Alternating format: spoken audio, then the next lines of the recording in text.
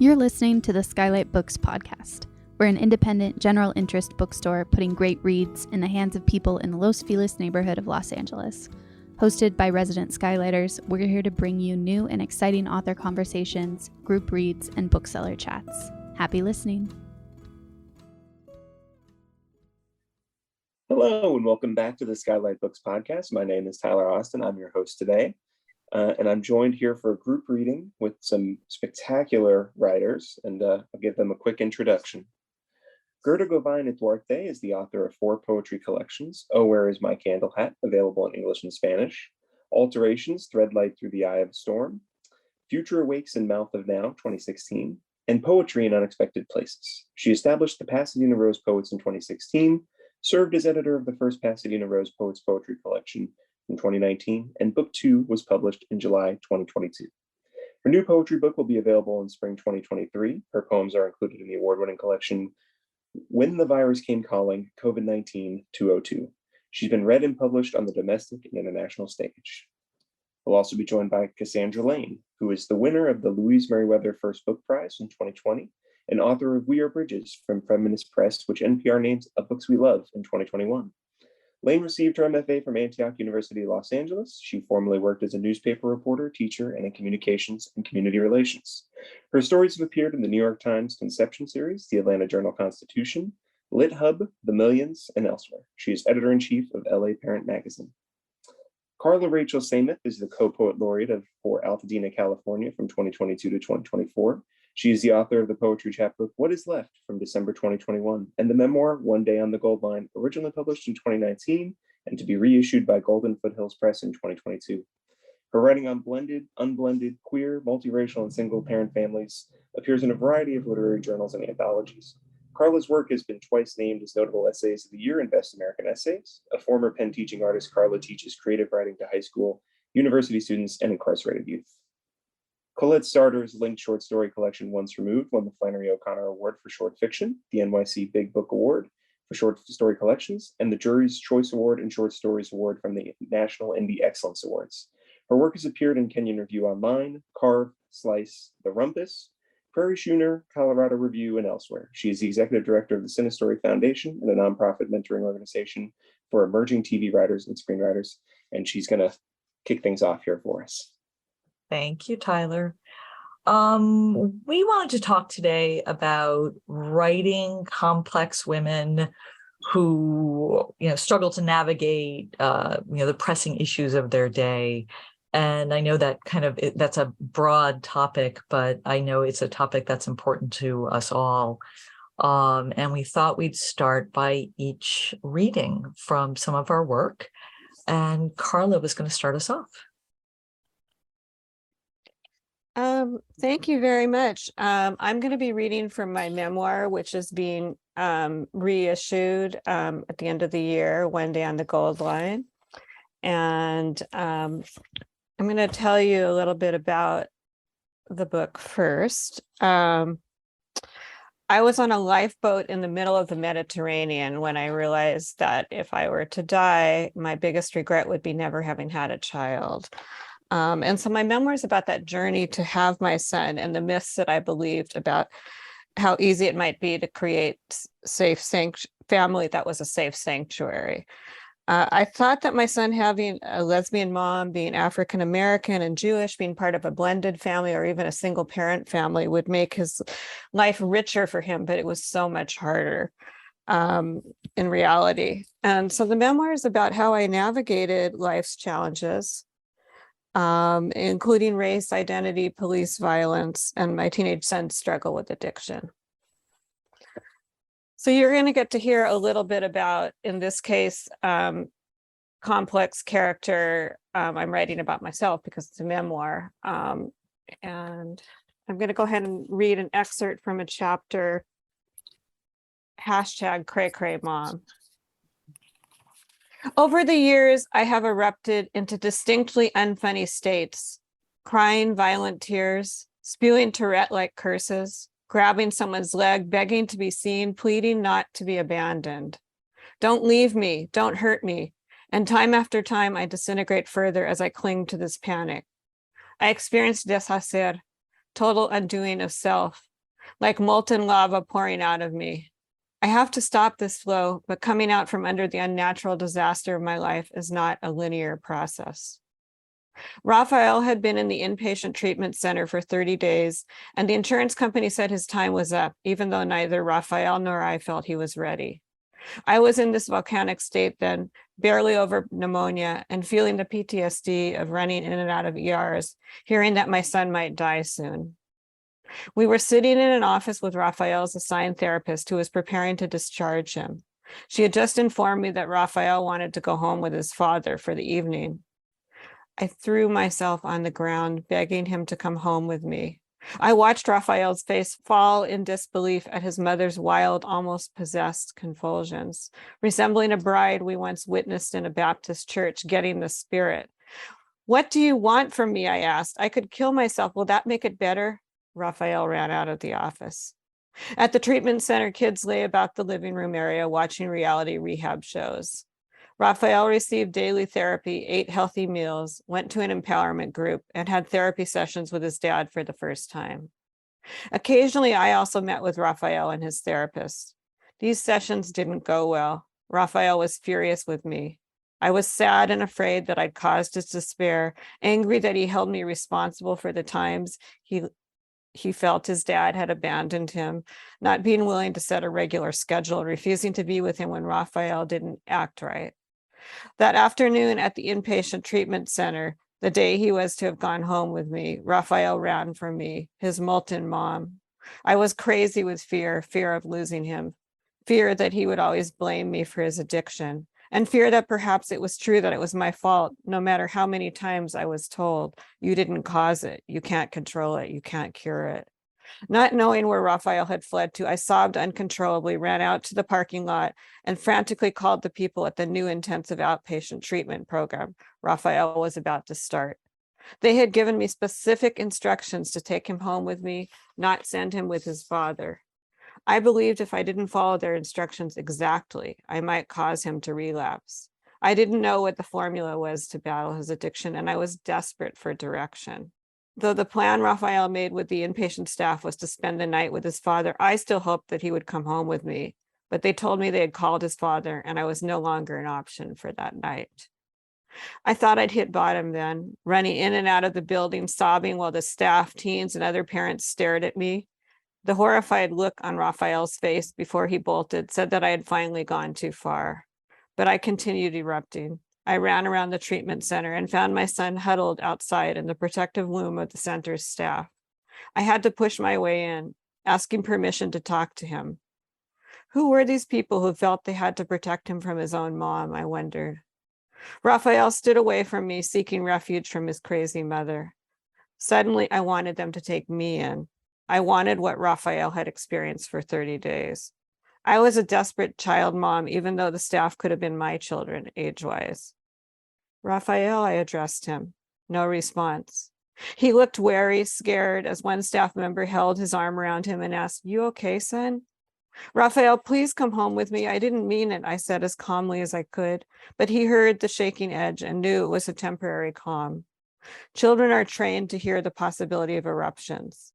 I know, having lived through the minefields of my own family. "Raphael, please, I'm sorry. I didn't mean it. I've just been so worried, so tired," I pleaded. Underneath my panicked eruption was grief, fear, loss. I didn't feel that I could bear it if I lost my son, especially without ever recovering our close relationship, without fixing things. No, he shook his head. "I can't go with you. I can't." And then, just like that, the words tumbled out of my mouth, as if I was watching them in slow motion, in a voice bubble, unable to take them back. "What do you want from me? I'll do anything you want. You want drugs? I'll give you your drugs of choice." The staff stared at me. This might have actually been a first in their adolescent treatment center. They led me out. Another counselor held Raphael as he stumbled away. One young staff member, far closer in age to Raphael than to me, put both arms around me. "Mom, come here, calm down. Let me give you a hug," he said, and held me the way I used to hold my son when he was younger and couldn't contain himself. "Moms, it's okay. Calm down. Everything is okay. You need to take care of yourself." Later that evening, I spoke with the parent coordinator from the program. She was both an alcoholic and a parent of an addict. Both she and her daughter, who was only a year or so older than Raphael, had solid years of recovery behind them. She put her daughter on the phone. "Oh, the threatening to kill yourself," she said. "My mom did that with me." The daughter explained, "We can't stand seeing you, our moms, so early in our recovery. You only remind us of all the fucked up things we did. Just looking at you makes us feel guilty. We want to use and we can't." A week later, as I continued to wonder, who is this mom who fell apart the way I did at my son's treatment center, I attended a parent meeting and heard a mom say, "The doctor asked me what I might do if my daughter didn't stop using. And I said, I knew exactly what I'd do. I would drive my car right off a cliff." I'm going to stop there. Thank you. That's wonderful. Popcorn it. Who goes next? Oops. Let's have Gerda go. Okay, thank you, Carla. We do a lot of tag teaming together. I want to start off with some poems that I wrote. And the reason I started writing poetry is because my youngest daughter was very ill, and she eventually passed away over a 9-month period. So we lived in Tijuana at the time, and I would go to our center and sit on the balcony and was able to look over the border because the fencing didn't come that high. And each morning I would write. That was the first time I wrote poetry, because it was the only thing that kept me from going over that particular edge. So I'll start off with one of the poems, and this is when she was still in the hospital. I see you. I see you. Face swollen, ivy snakes along bed, flashes of consciousness. Body stirs at touch. Long curly lashes peel upward slowly. Eyes look past now. Staying or leaving, trusting in her decision. And being a mom of 2 daughters that passed away, that allowed me to keep going. And it allowed me to begin to write, and I'm at a place where I have to write. It's always important for me to do that. I'd like also, I have another piece I'd like to read to you.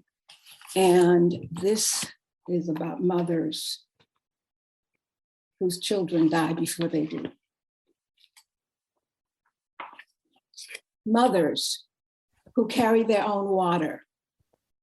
When there is no well, land is parched. Mouth dusty, skin cracked. Bloody fingers plant thornless roses. Mothers who carry their own water are viewed with discomfort. Curtains of words fall. I don't know what to say. Time heals all. Whispers trail behind like tales, a reminder of what could happen to them. Mothers who carry their own water live through, in, under, around the death of their children. How? They never ask why. Lean on winds of change, find warmth in cold places, push through survival to thrive, move beyond black and white, traverse shades of gray, refused to stay stuck in grave, dig deep for a well inside. And the other thing too, I write about whatever I write about mothers, daughters, children. And there's a piece that I wrote. It was started because of an article that I saw in one of the newspapers. And this is really a mother's lament. Boy, child, I'll be crawling on all fours to get to you. I didn't realize his loudest cry for help was silence. Boy, child, quiet. Boy, child, did not bother anyone. Boy, child, slow. Boy, child, withdrawal, peaked at 14. Boy, child, scared to talk on telephone. Boy, child, wanted to be a neuroscientist. Boy, child, isolated. Boy, child, attended college. Boy, child, never hurt anyone. Boy, child, communicated by email. Boy, child, visits home, slowed down.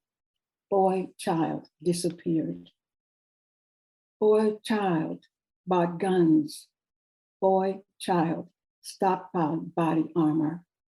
Boy, child, mass murderer. Boy, child, my own son. Boy, child, what could I have done differently? Mm. And I also write about things to ease the pain and to ease suffering. And this is one of those poems.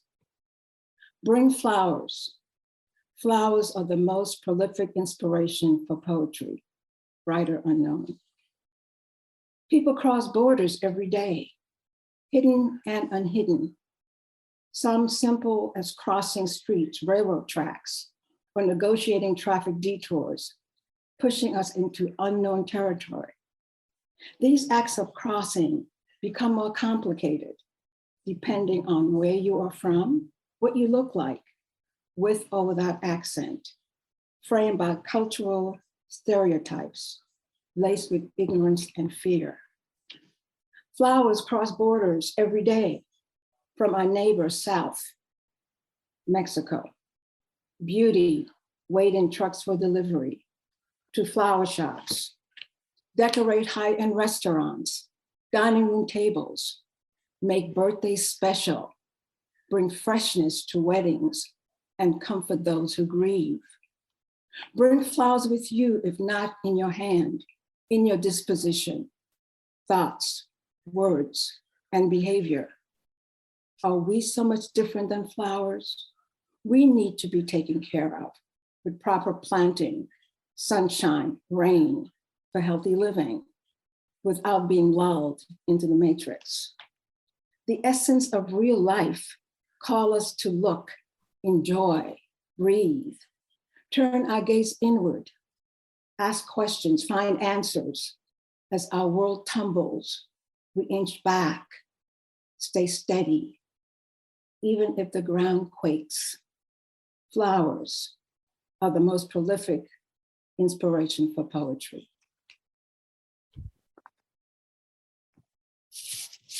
And this one, I write a lot about my ancestors. And this one is dedicated to my grandmother.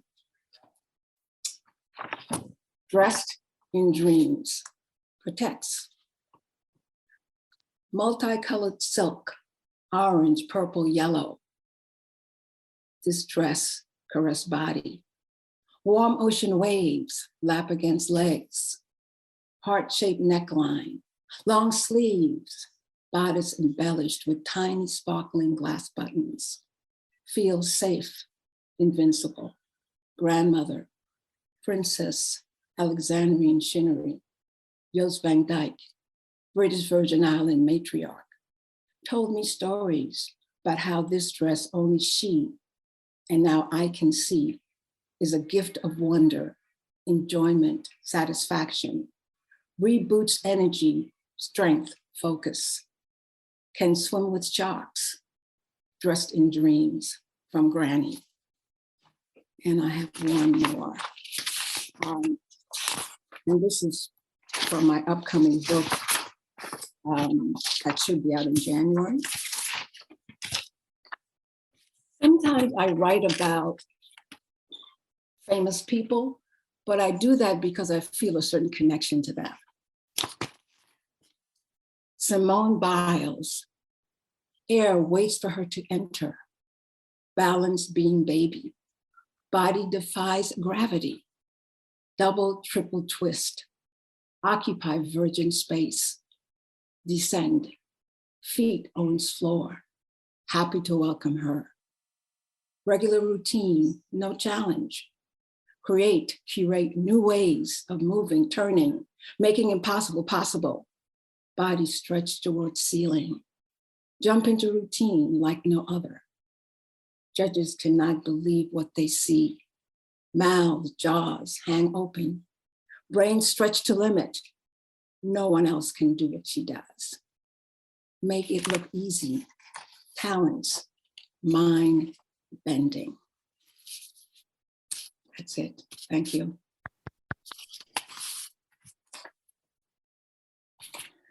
The next person I'm going to nominate is Cassandra. Thank you, Gerda. Thank you, Carla. Between the two of you, I just had a floodgate going.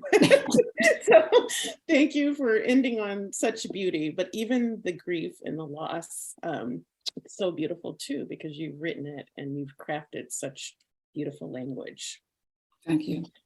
I'm going to read from We Are Bridges, which came out last year from the Feminist Press. And this book is about me spending after having spent most of my adulthood running the opposite direction of motherhood, coming to terms with all of a sudden wanting a child. Not all of a sudden, I'm sure there were little drops along the way because I loved kids, but I always thought as the oldest of 5 that I had done that and that I would just help other people with their kids. But I started dreaming about, it was a little girl, I ended up having a son. And as I was having those dreams and reflecting on why I had made the decision, how much of the decision was made out of resentment and fear and bitterness, and how I wanted to not live the rest of my life like that, I started reflecting on my family's story, my ancestor story, particularly on my mother's side. And so this book juxtaposes my becoming a mother with my ancestors, my great-grandmother Mary, whom I remember very well, and the love of her life, Bird Bridges, who was lynched. I'm just going to read 2 pages from my teenage years. Seems like what they're really saying is that sex outside of marriage isn't a sin until a baby is coming, I overheard my mother saying one day. Long as there's no child, long as there's no evidence. I did not want to be the recipient of the town's scorn. I had the abortion on a bright and cool Saturday in October of 1988. The annual Beauregard Parish Fair was in town, and Dos Reese and I told our parents that we were going to the fair.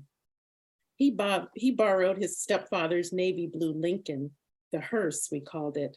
But instead of driving uptown, we cobbled our after-school job money together and drove across the Louisiana state line and into Beaumont, Texas, where my father lived. Dos Reese parked the Lincoln at the She Clinic, and we went in. A thin white woman in the waiting room leaned in close to me. She fixed her jumpy, bright brown eyes onto mine for a few seconds. Don't worry, she said, grinning. It doesn't hurt a bit. This is my 5th one. I didn't care about the pain. My brain and body were numb with determination. The mask of gas the doctor gave me filled me with hollows of laughter. I laughed and laughed and laughed. My bellows rang through the halls, creeping up Dos Reese's spine. There were pricks along my own spine. Deep tickles circled in my throat and settled in my belly. If there were a reactionary cringing in my uterus, if life tried to hang on to life, I do not recall. I was disconnected from it. I had programmed my brain for this mission. I had made a mistake. We had made a mistake, I told myself, and we just had to fix it. And I had to fix it without anyone besides the 2 of us knowing. I would proudly wear my badge of freedom from motherhood. I would not have children. I could not have children. I would not bear the burden of my foremothers. I could not bear the burden of my foremothers. Their lives had been heavy, stunted, repetitive. At 17, I believed I was destined to be different, destined for freedom. You're my rock sand, Mama often said to me, and I cannot count how many women have said this to me or something along its lines over the years. You are my rock. But I was not and am not a rock. I am, in name and reality, sand, a crumbly and unstable thing. In my mother's hospital room, I held my youngest little brother, Dane, and swayed like a softly pushed swing. He's not ugly at all, I said after some time. While I regarded his father with disdain, I was surprised at the immediate love I felt for my baby brother. His father had promised to marry Mama, had bought her an engagement ring, and then abandoned her when she told him she was pregnant. I'll put you and the kids up in a house, but I'm not marrying you, he said. I hated his voice, how thick and slurring and arrogant it was. You had babies for those other niggas, you can have mine. I refused to be one of your kept women, Mama told him. After she and the baby came home, she kept herself sequestered in her room, the same room she had slept in as a girl. It was the space we gathered in with her for intimate moments around a TV show or talk, and felt barred from at other times when she was in the height of anger or lows of depression. By trying so hard not to be like my mother, had I altered my true nature? Was she wrong for wanting love in marriage? Was I?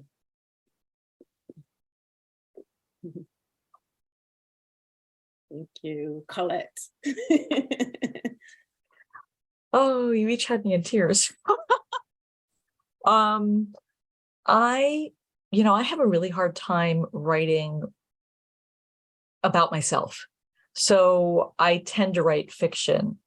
But even when I do write nonfiction, it's about mostly mothers and daughters. I come from a long line of complicated, difficult women. And one of the characters I write about often is my paternal grandmother, who loved us to distraction, but was an incredibly difficult woman, and really thwarted by the time she lived in and by the poverty she grew up in, and wanted so much more than she was supposed to have, according to, all of the rules that she lived with.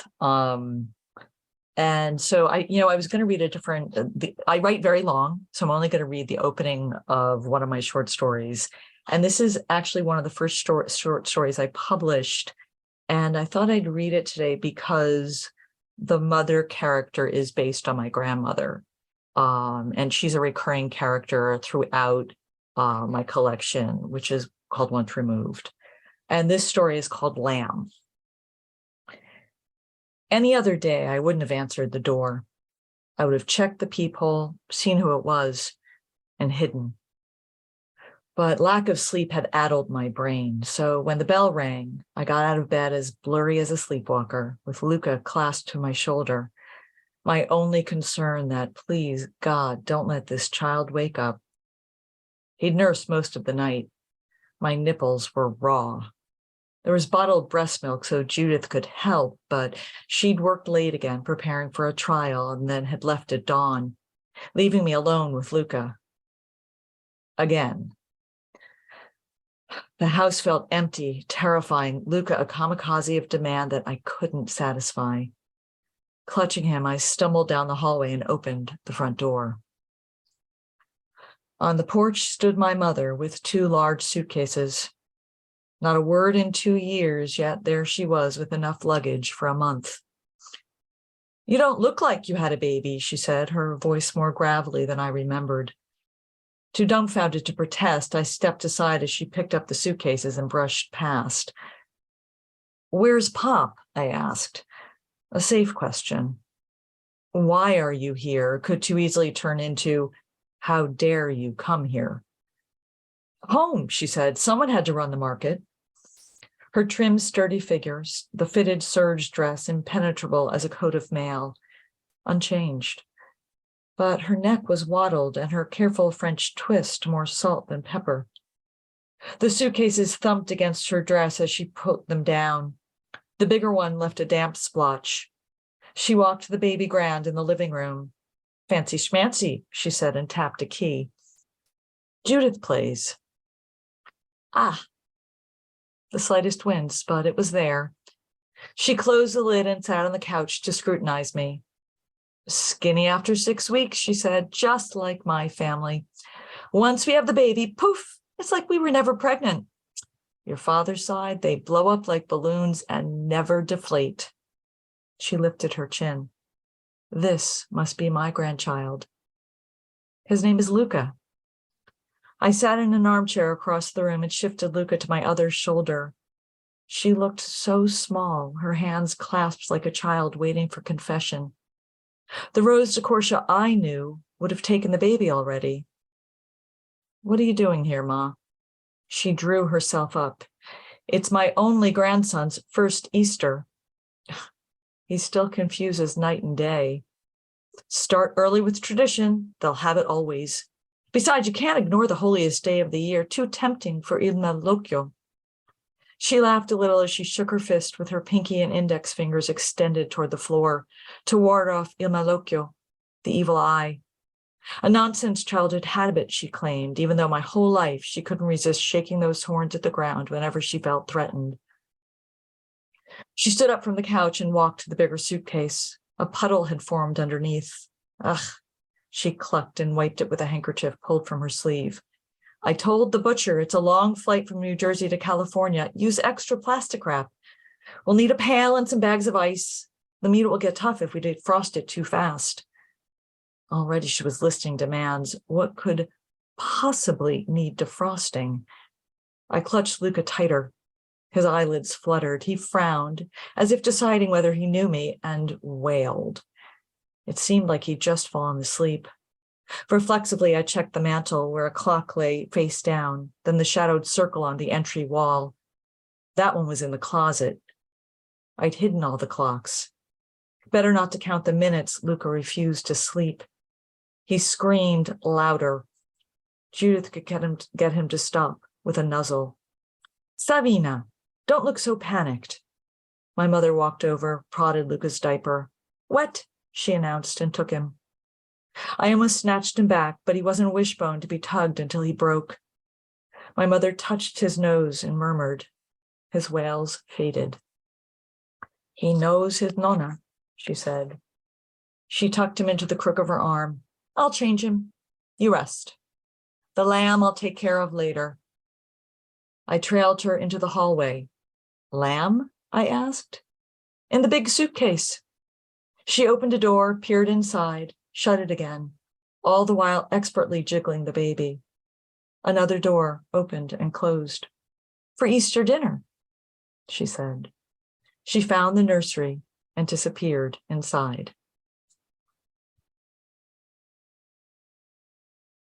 So much fun hearing everybody's work today.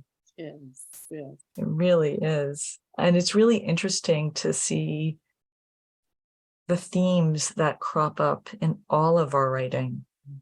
At motherhood, fear of motherhood.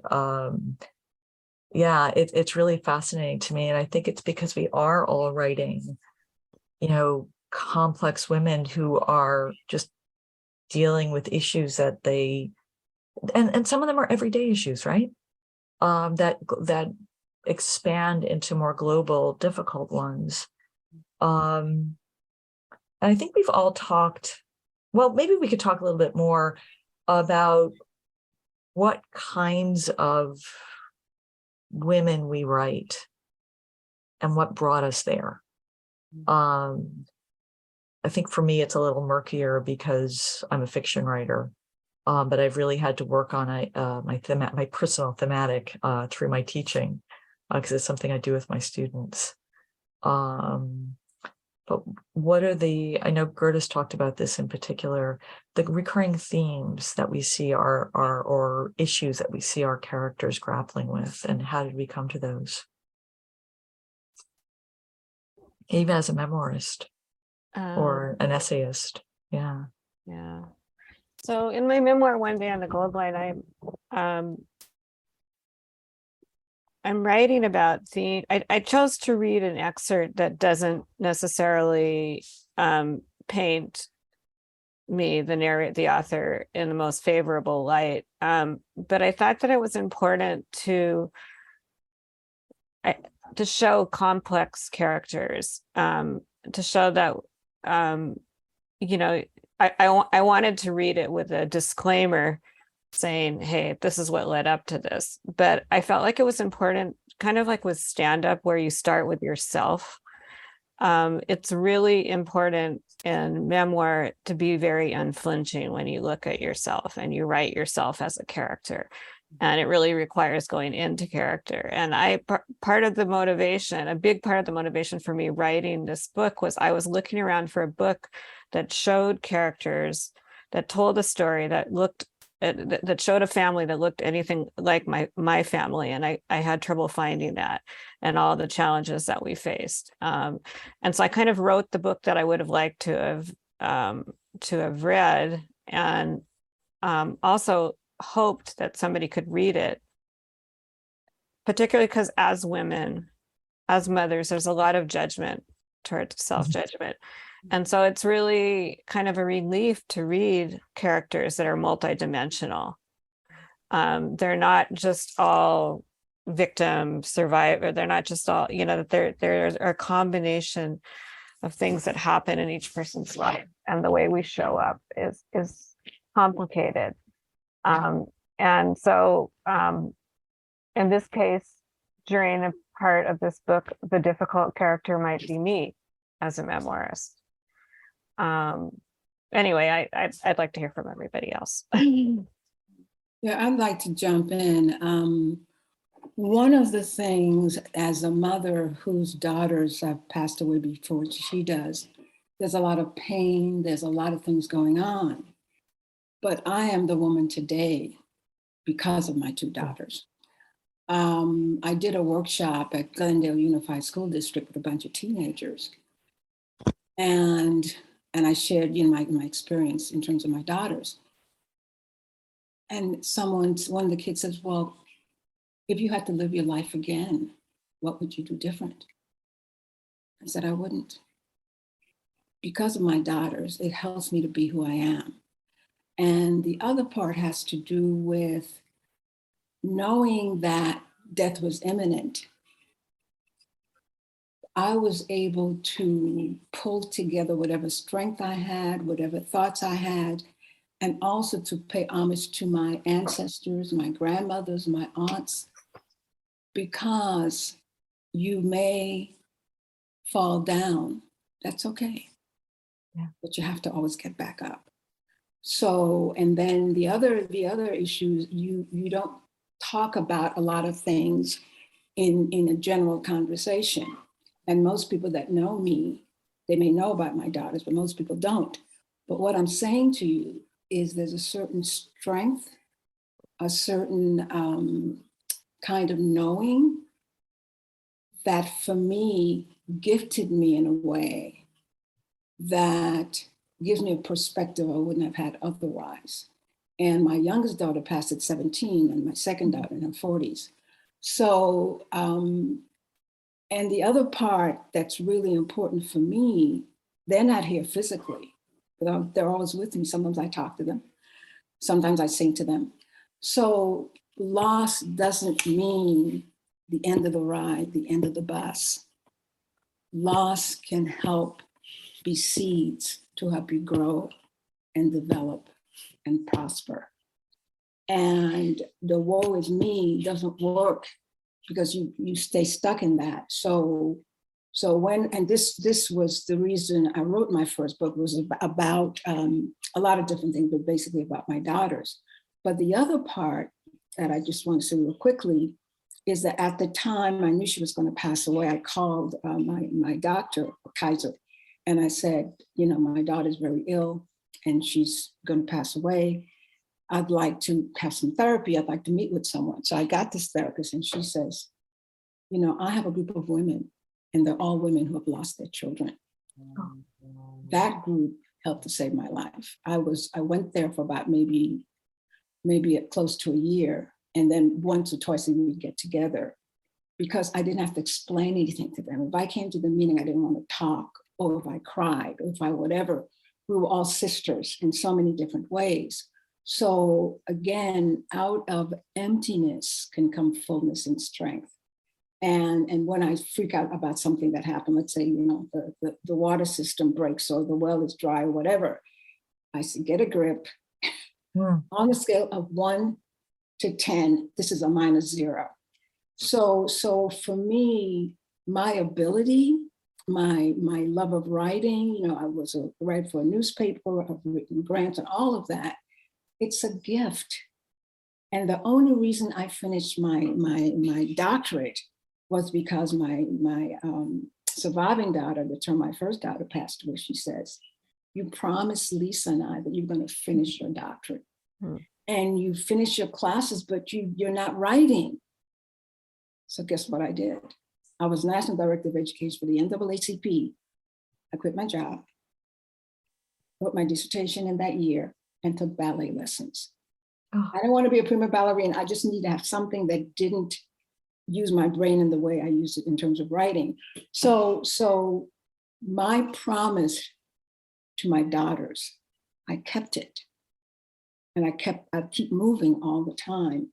And I don't have any particular thing I write about. I don't have a particular way. I write once a week because I'm in a writing group, and maybe midnight before that group meets, I'm writing something. So for me, being able to write is my heart and my soul. And if I could not write, I don't know what would happen. So I just wanted to share that, because there's grief and there's pain and there's all of that. I understand that. But how do you write your way through it? And I think that's the lesson for me. So I wouldn't have changed anything in my life, because I am who I am because of everything that's happened to me, good, bad, and different. So I just wanted to share that. That's beautiful. And you're so right, because we are, whatever's happened to me in my life, good, bad, and different, it's brought me to this place. And and every big event, like my father just died over the summer. And I realized that every big event in my life changes who I am to a certain degree, but it changes my perspective on my writing. And it changed, like I just rewrote my personal thematic. It's something that we have our writers do at Story Foundation, where I'm the executive director. It's something I do in my class. It's an exercise where you basically are boiling down what you write about. And every time I teach the class, I rewrite it. And this time around, I thought, I'm not going to have to rewrite it again, but I did, because my father had just died. And I thought, let me see how that influences. And it definitely changed the way I think about what I write about and who I write about. And it deepened it, and because even though I write fiction, I'm drawing from that my well of experience. And it's not even a wealth, although I guess at my age, it's a wealth of experience. But I was going to say, I never feel like it's a wealth of experience. I always feel like someone knows more than I do, or who am I to write this? So I stick close to small things that I know, and I expand on those. But invariably, even though I'm looking either my life, or I look very often to the lives of the women who came before me in my family, my grandmother, my mother, my aunts, and I'll take things from their lives. And ultimately, I feel like by combining those things and making something different out of them, I'm grappling with a truth about these women who I know and love, and who sometimes I strive to be, and sometimes I strive not to be. Yeah. Thank you. Yes. I love that personal thematic. And I'm like, is that what my memoir was? And I just kind of find out who I am. And I think I was drawn to write memoir and essays next because my writing career started off in journalism. I was a newspaper reporter. So I was constantly interviewing other people, telling other people's stories, researching, you're supposed to be objective and not biased. And then also, I think I was drawn to this genre because I grew up in a very, very strict religious family, where again, the question was for me as a kid, where's the personal? It's all Black or white, sinners, saints. And yet I saw these real human beings, from my mother to my uncles, cousins, struggling with real human things. But yet there was so much guilt and so much shame if you weren't all the way right. And so I think when I started writing in my MFA program, I started off initially thinking I was going to write a fiction novel based on my great-grandfather. And as I would journal about it, I could not separate my own personal story and challenges. I believed in therapy, even though I didn't come from a family who embraced it. Therapy had helped me when I found my first therapist at 28. And I was, yes, it's scary to write about, unsavory things that you've done, but I just knew that I wanted a whole person on the page. I didn't want to write in a way that pointed fingers at other people or this, nebulous society without really looking at myself. Those are the kinds of books that I love, the kind of movies that I love. Reading fiction it was just freeing and liberating to me to read, like Sula, Toni Morrison's Sula, for instance. And Janie Crawford in Their Eyes Are Watching God, and Zora Hurston. These were women who were, of my culture, and yet they weren't perfect, but they were so rich and liberating. And these are things that I didn't feel as a young girl growing up poor in a little town in Louisiana that women who looked like me could do. And so those fictionalized characters freed me as a young woman. I love that. I feel like the personal thematic it also kind of reminds me of like cooking, like we're cooking up a stew, and in the stories that we tell, there's strength, there's vulnerability, and there's humor. And I think part of the story when we write female characters is to look for where does the strength come from, and where does the vulnerability, and how the humor keeps us. I feel like humor and writing has kept me alive. And vulnerability, we've all talked about. As a mother, I remember a friend once said, when you even think about having a child, at that moment is when you become vulnerable. It's so true. It really is. You just have to lay everything out there and put that self-absorption that's kept you from having children for quite a while. I'm calling myself out, and say this has to be about something else. And having something be about someone else who you can't control, because they are who they are from the minute they're born. And all you can do is help them realize that potential self. But that's frightening because you're releasing control. And that to me is such vulnerability. And I struggle with vulnerability, obviously, in my personal life, but I struggle being vulnerable on the page. And my characters struggle being vulnerable on the page. And that's been very difficult for me. But those are the types of women I write about, women who think vulnerability means weakness, when really it means showing your true self. And that's been a real journey for me through my own writing and through my characters. And I think, again, that's why I choose to write fiction, because to write memoir, although I have written personal essays and I have written lots and lots of personal essays, most that I keep to myself, those make me feel very vulnerable. And, with fiction, you've got that scrim in front of you, that look over there, nothing's going on over here. Exactly.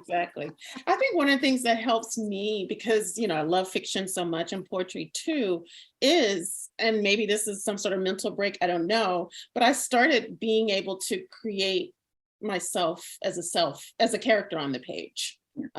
So writing using my nickname, for instance, helped me, even though, family back in Louisiana, that Sand is what they call me. All of my friends and community, especially in California, I go by Cassandra.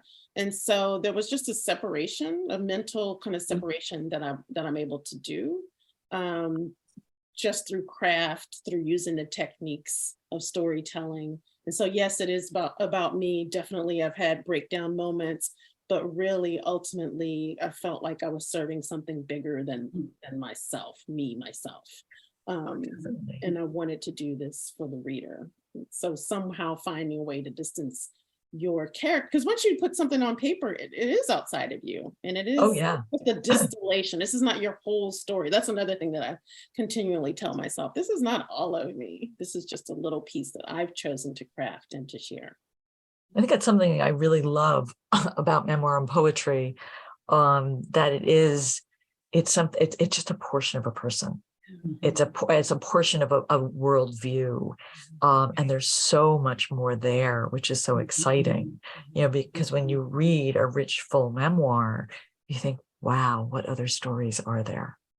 When you read a gorgeous poem, you think, "I want another. I want to hear more from this voice, from this perspective," and that's really special.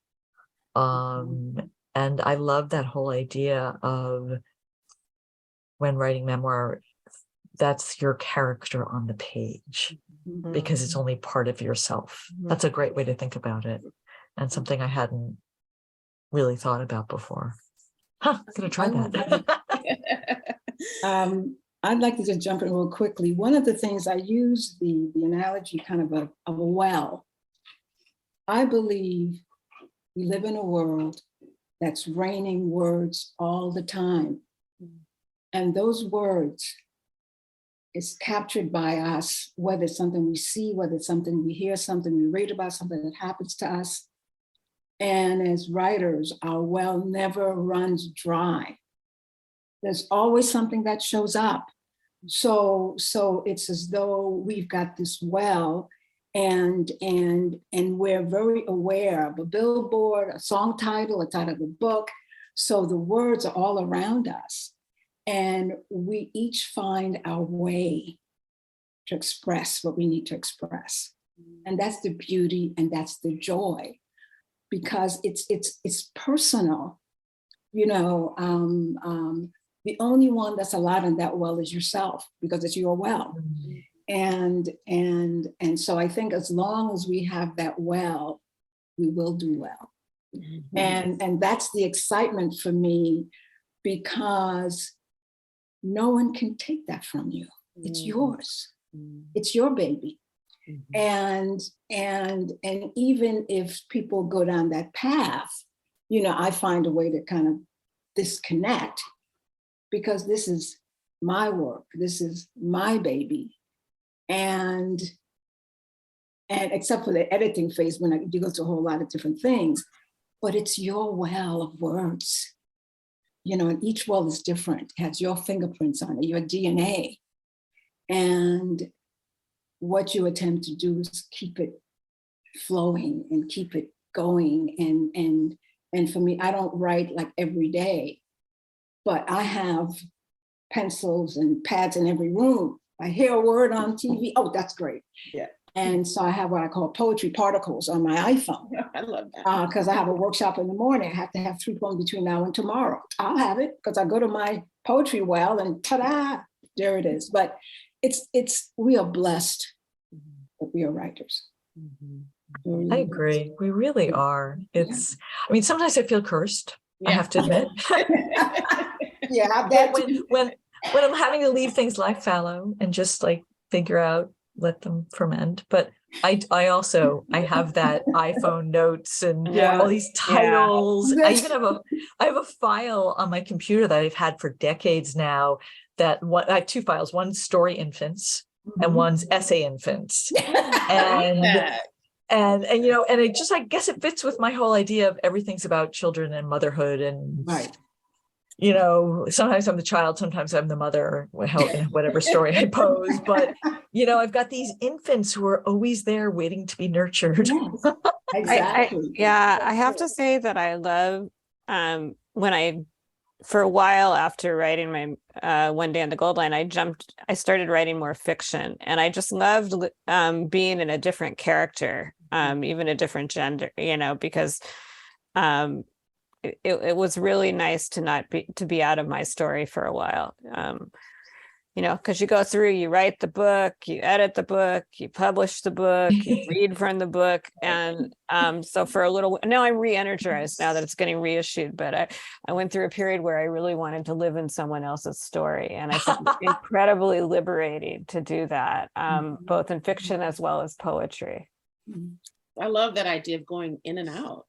And, we have the freedom and the flexibility to do that. And I love the well metaphor. I remember being a young reporter and hearing a more veteran reporter say, "You're only as good as your last story." It's such a debilitating mindset. But I see that also in the literary world. It's so interesting, being a part of both of those worlds, journalism and now literary, because it's like, oh, there's this fear. A friend who just published a book that's wonderful has a fear of, oh, can I do this again? And it's like, who's telling us that? Who's making us believe that? It's not true. It's a falsity, because we have, those words aren't going to run out. Those stories aren't going to run out. And I'm gonna post that somewhere big. I have a well. Yeah, I love that, because you're right. And that whole idea of you're only as good as your last book. The implication is that you got to write another one just like it. It's so debilitating. And nobody wants to write another one just like it. We want to move on to the next story. We want to move on to the next group of characters, or the next group of people in our own lives, or the next thread of our story we haven't told yet, or we haven't excavated yet, right? And so, no, I am not only as good as my last book. My next book is going to be different. Exactly. It's just going to be different. And it also seems to imply maybe that was like a stroke of luck, or it's just a weird way to think. Right. And also define good. Exactly. How do you define good? There are brilliant books out there that don't sell. And there are, dare I say, books written by mediocre white men that sell millions of copies. Absolutely. And just mediocre books in general that sell a lot, or good books that sell. You never can tell.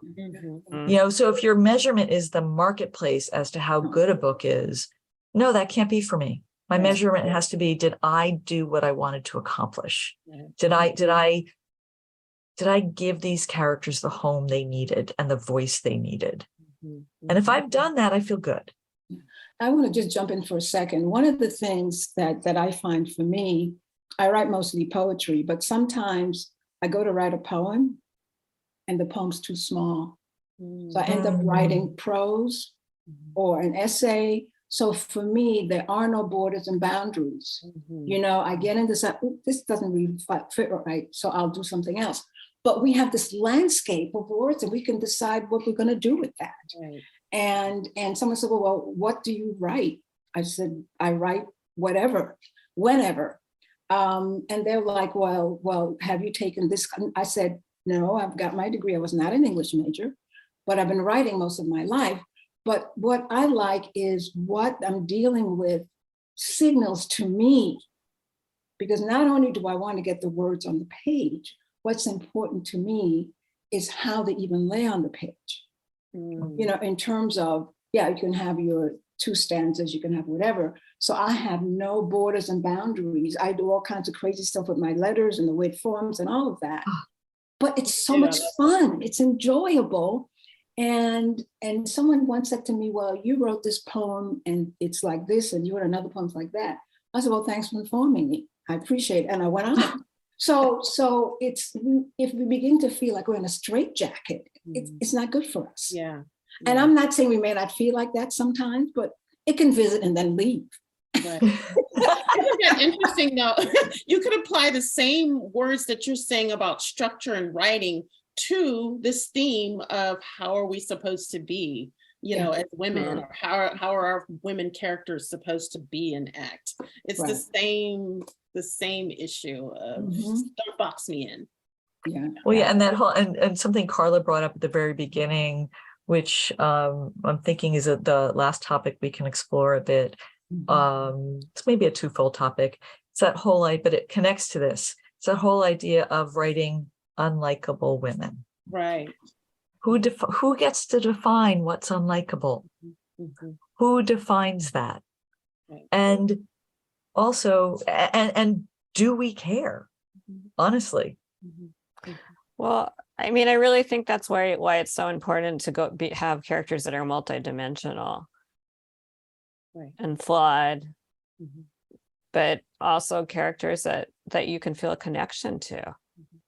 Because I think that's probably what we all want from our readers, is to feel that connection, even maybe a little flicker of recognition, even when they want to dislike the character or what the character has chosen to do in the story. I think Yeah, writing in that way, it's just an act of forgiveness too.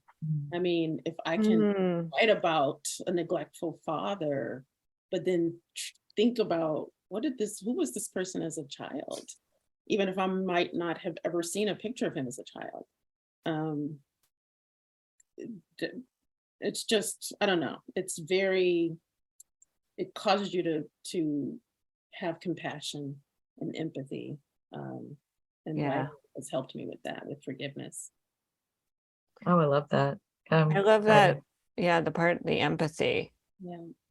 And it shines through your writing if you're writing, whether it's whatever genre, but if you have no empathy, I think there's a disconnect with the characters. Right. Well, that's honestly what I mean, if someone comes to me and says, I really didn't like your character, I really didn't like, her and when she did this, that's okay. I'm not asking for you to like my characters. What I want you to do is empathize with them. Now, if you tell me you find them completely irredeemable, and there was absolutely nothing that made you feel like you were connected to that character, well, then I haven't done my job, because I haven't empathized enough with that character. And I haven't explored that character's voice enough to know what humanizes them. Because I want them to be human. I want them to be round. I want them to be complicated and messy. And some readers don't want the mess. I had a woman in a reading the other day who was aghast when I said, I try to come up with these characters I really love, and then I make bad things happen to them. She's like, oh, that can't be empathizing with your characters. I empathize with my characters. I nurture them. I protect them. Okay. Exactly. Okay, that's great. But at a certain point, I have to let them go out into the world and face challenges just like we do. Yes. And that's the only way our readers are going to empathize with them too, because if we have a pure bad person who just does bad things and giggles as she does them, that's not real. Right, just like an all good person is. Right. Yeah, exactly. Right. Exactly. Yeah. So true. When I wrote one of the essays in my memoir is called Mother's Day, and the narrator's writing about just me, feeling so much pain on Mother's Day because of multiple miscarriages and wanting to be a mother so much, and feeling separated from the person who is the man, the husband, who I was trying to have a child with. And what was really important in me in there was to show the character, to show my own lack of empathy at that moment towards the father who had lost his mother at a young age, and what Mother's Day might significant, and what also the pregnancy loss might mean for him. And I think that's one thing that's really interesting in memoir, is to look at, as a narrator, like, what are you showing about your characters and how you're telling, like, what are you showing that's missing in that moment? And I think also, even though memoir is just a slice of life, and this is true in fiction too, where you're showing change over time, is really interesting to show with characters. But boy, we do have to get to know our characters well, whether fiction or nonfiction or poetry, right? Absolutely. And that I have to say, the times that I've written personal essays, getting to know the characters. I've written a lot about my mom and me after she died, and being honest about my role in her loneliness and in the way she was treated in our family. And it was hard. It was really hard, but owning that stuff and putting myself out there in the worst possible light was okay with me, because it felt real. I think also quickly that, you talk about diversity, people look at me and they assume I was born in the South, my family, all that stuff. I'm part Puerto Rican, part British, part French, whatever. And we have some stories that live in our culture that we have access to. And I think one of the beauty about being a writer is that you've got options and choices here, because I could tell a story about something in my family, my growing up, that might be different than yours, but then there still may be some similarities or not. Yeah. So, being a writer for me isn't going to be right next to a straitjacket. That's not going to happen. And if the straitjacket comes near, I would say the words and make it go away. Yeah. I'm not saying it's gonna be, but anyway. And so there's another well of diversity in terms of, you see somebody, you have no idea who they really are, what their stories are. And we as writers can help people in terms of getting information they maybe might not get from any place else. And to really be able to make a difference, and people read your books and whatever, you don't know whether you make a difference or not, but sometimes people come and tell you. Sometimes they say, this particular story or this particular poem. So, and we're lucky and gifted. And the way you nourish a gift is by displaying and sharing that gift. You do this, you kill it. So the world is our oyster, good, bad, or indifferent. I love what you're saying, how by unwrapping, by going into your work, Gerda, by the reader going into your work, you're breaking stereotype, you're breaking assumptions that people make in terms of identity. And you're really, I think that is a way that readers are changed and transformed by your work, because they're going in and having certain expectations, and they're surprised with what they learn.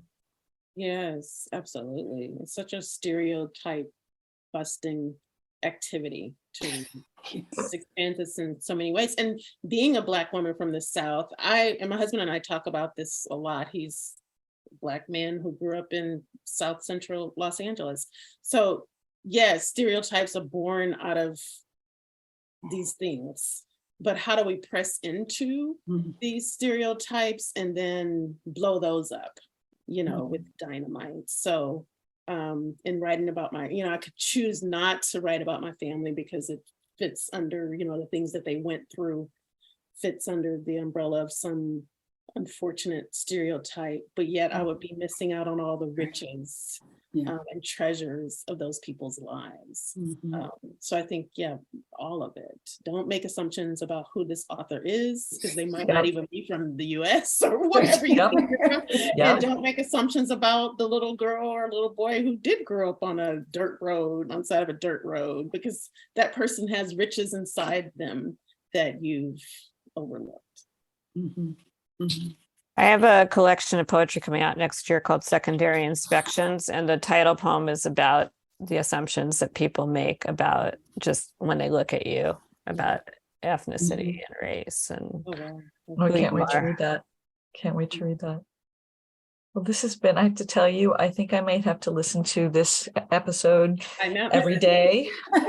Because Gerda in particular, I would love to end on the thought that if we hold our gift close, if we hold our writing close, it stagnates. But if we share it, it grows. Exactly. And that's such an inspiration to me. I can't tell you how much that means to me because I'm in the holding it close phase. So thank you all. Just this conversation has been Agree. a wonderful inspiration for me and has gotten me really excited again to go back to my work. Absolutely. Yes.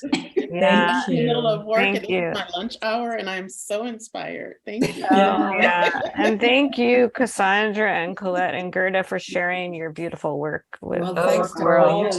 you. Thanks to all of you. And Skylight, Tyler, thanks for having Skylight, us. thank you. Tyler, thank you, Tyler. We need Oh, that. We need Skylight. Yes. Yes. What a joy to be a fly on the wall. That was a really wonderful conversation. It's touching and beautiful. I'm lucky I got to listen in today. It was wonderful. So, and Colette, I was there when that woman said that your character shouldn't have any That's right. conflict. I couldn't I believe forgot it. you were there. Horrible. I'll say you handled it so well. I was like, she's clearly a teacher in some way because it wasn't a designated Q&A portion. She just started talking and you engaged her and really I was like, wow, you're handling this so beautifully. So I need to give you more props. I will say I've never had a heckler at a reading, and that was pretty fascinating. We usually don't. Oh, Skylight is the best place to read. It Yeah. really is. And we're so excited that we were able to do this podcast with you, Tyler. Thank you. Yeah. Thank you so much for joining us and hopefully enjoyed listening. Thank you everybody. Yeah. Yes, thanks All everyone. right. Okay. Thank you for listening to the Skylight Books podcast series. Please don't forget to visit our website at skylightbooks.com and make sure to follow us on Twitter and Instagram. Also, don't forget to subscribe to this podcast for more author talks and bookseller conversations. You can find us on Podbean, iTunes, and Spotify. Stay safe and healthy, and we hope to see you back in our store soon.